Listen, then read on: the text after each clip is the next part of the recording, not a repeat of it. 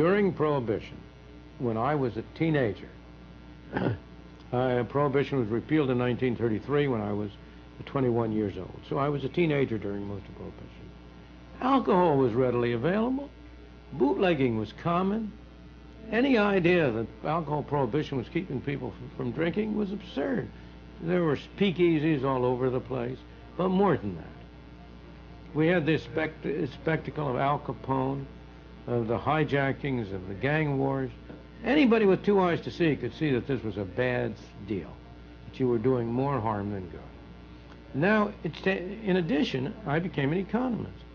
And as an economist, I came to recognize the importance of markets and of free choice and of consumer sovereignty, and came to discover the harm that was done when you interfered with them.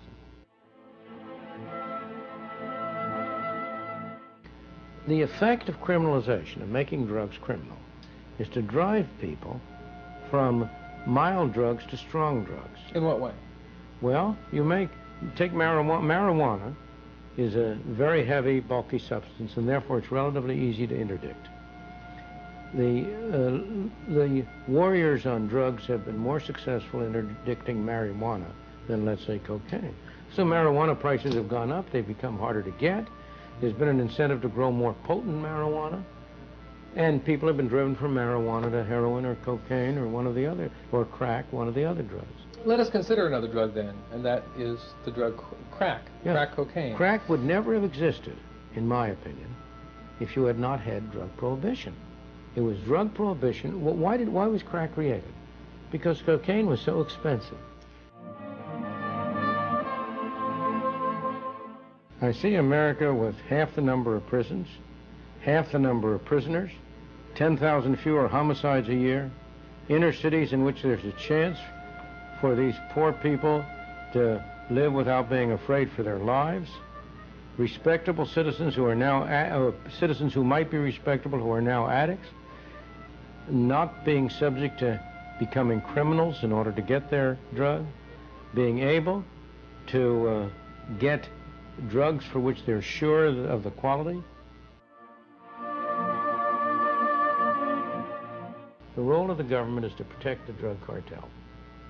That's literally true. Is it doing a good job with it? Excellent. What do I mean by that? In an ordinary free market business, let's take potatoes, beef, anything you want, there are thousands of importers and exporters. Anybody can go into the business.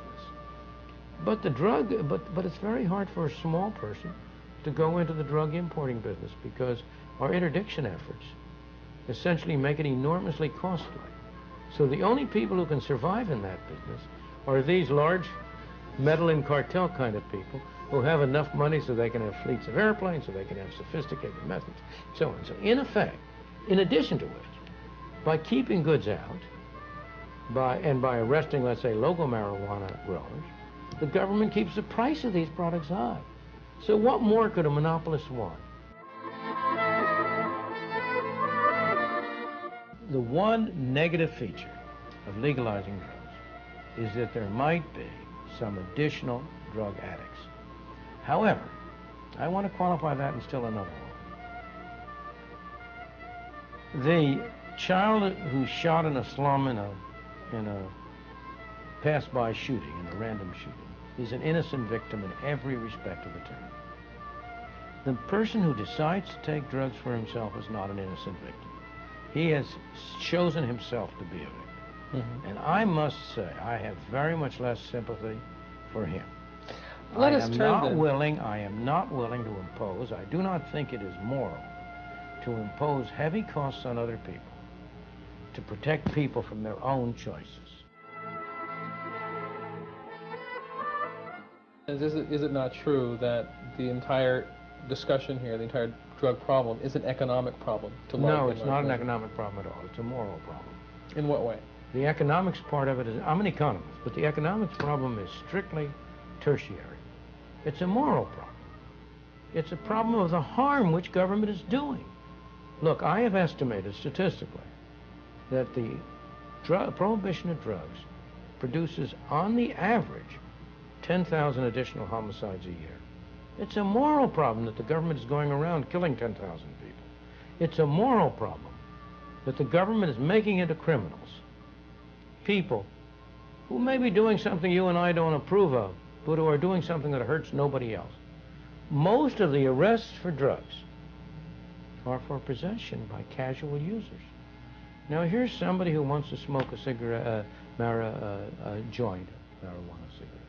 If he's caught, he goes to jail. Now, is that moral? Is that proper? I think it's absolutely disgraceful that our government, supposed to be our government, should be in the position of converting people who are not harming others into criminals, of destroying their life, putting them in jail. I don't see, that's the issue to me.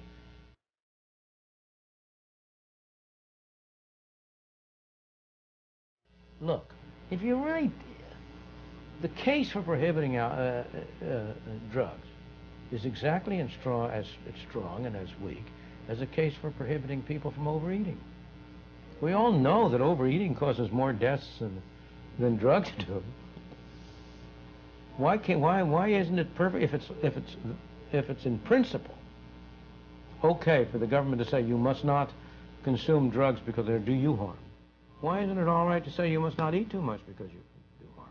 Why isn't it all right to say you must not try to go in for skydiving because you're likely to die? Why isn't it all right to say, oh, skiing, that's no good, that's a very dangerous sport, you'll hurt yourself?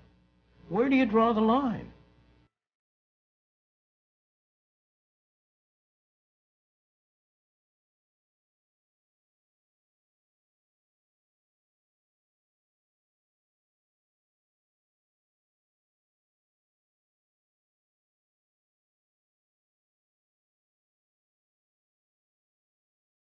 What scares you the most about the notion of drugs being legal as Nothing treated like scares alcohol? me about the notion of drugs being legal. Nothing.